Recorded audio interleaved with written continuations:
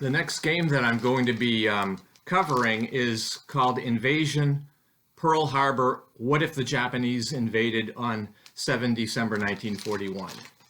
And this was in World at War magazine. I think it was number 14, but I'm not 100% sure of that. I don't have the magazine, I only have the game. And I know I wrote an article about this quite a few years ago. These what if games are not usually something that I'm interested in. I took this as an assignment back when I was writing. So I ended up really liking the game quite a bit. So I'm glad that I did take a look at it. It's mainly a focus on the potential land campaign, but of course the air and naval played a big part in Pearl Harbor, but those are kind of abstracted with some off-map activity that can affect what's going on the board. But it's basically the Japanese invading, and they get victory points for any man-made structures, terrain structures that they capture, whether it's airfields or city hexes or things like that. So it's fairly good.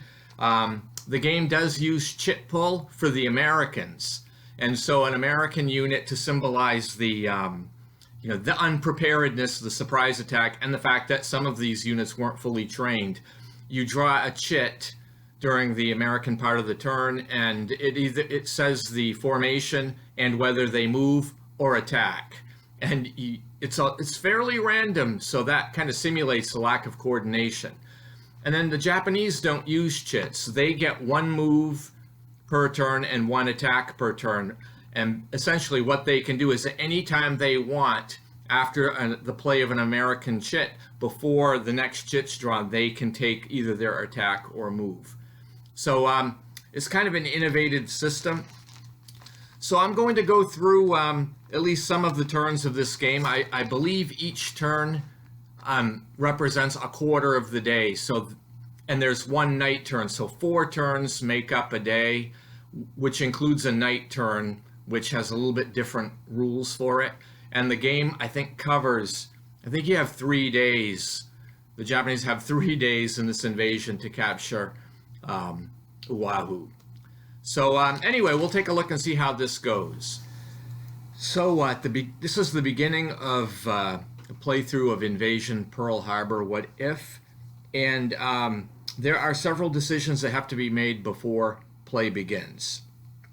One of the first ones is that the Japanese commander must decide on what the land invasion site will be. And so basically he secretly selects a hex, and then there has to be 2 other contiguous coastal hexes on either side of it as a potential invasion zone. So some landing locations are going to be safer than others. Others will maybe be closer to where you want to be, but more dangerous when it comes to landing. So as the Japanese, I decided on a less risky site due to the local surf and beach conditions. And basically I land on the what I'm going to call the eastern side of Oahu. So this is I guess technically Kaneohe Bay, and there's also a mountain path that cuts through to get to Honolulu. So that's why I decided this might be a good place to locate. Now the Americans have to set up before any of this is really revealed. They don't have knowledge of the invasion site, and they are taken by complete surprise here. So there's going to be a very limited flexibility in the setup, particularly with the Army's 25th Division. So some of these units are deployed on the northwestern side of the ridge, which happens to be where the Japanese invasion is going to take place. So that's fortunate. And then the Japanese player eventually reveals his central landing hex, which is hex number 2710.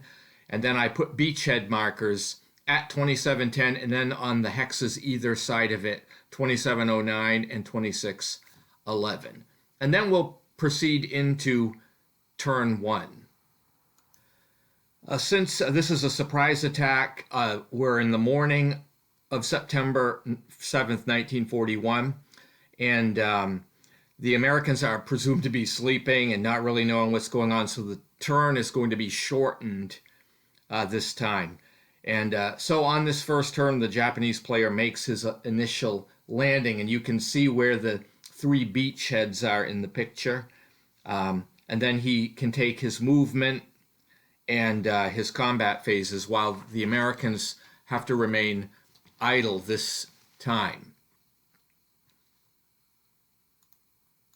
So the Japanese Marines are in the red, the SNLFs, and then the orange units are the Army units.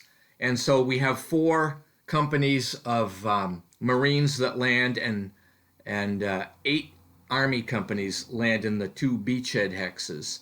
And so I have to resolve these landings on the landing table to see how they go. And since I'm landing in Kaneohe Bay, there is a favorable -2 modifier. So 3 of the 4 Marines land safely. 1 gets stalled at the beach and can't move or attack this turn. And then 7 of the 8 Army units also land effectively.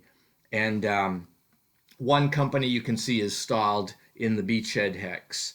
But no step losses. So this is overall a pretty good success, I think, for the Japanese.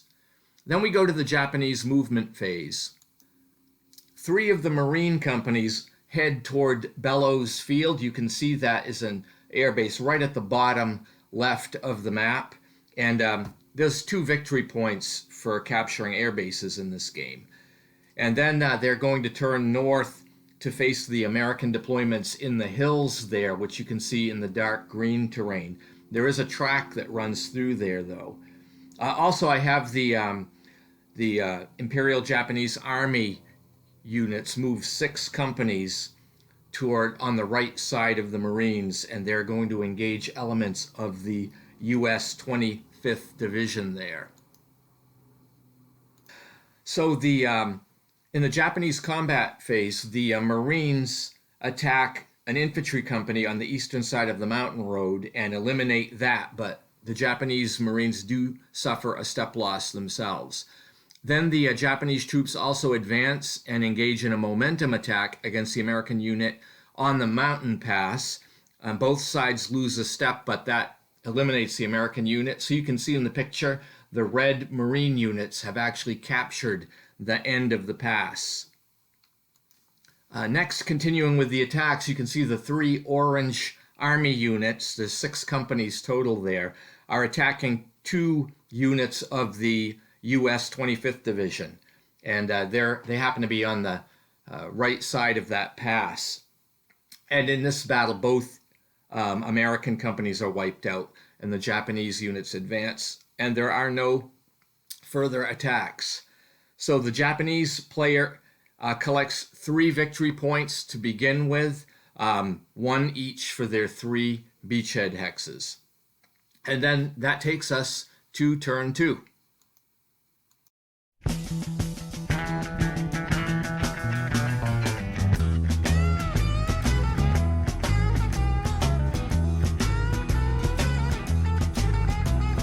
Trucking, got my chips cashed in.